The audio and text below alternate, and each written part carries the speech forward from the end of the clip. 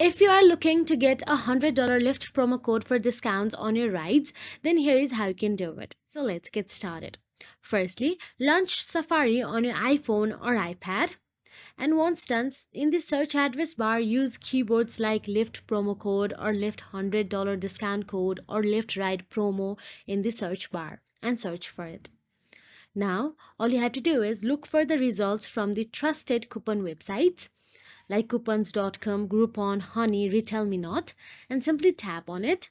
These sites often list active and verified promo codes for Lyft. Occasionally, Lyft offers special discounts, so $100 might already been taken because it is on use.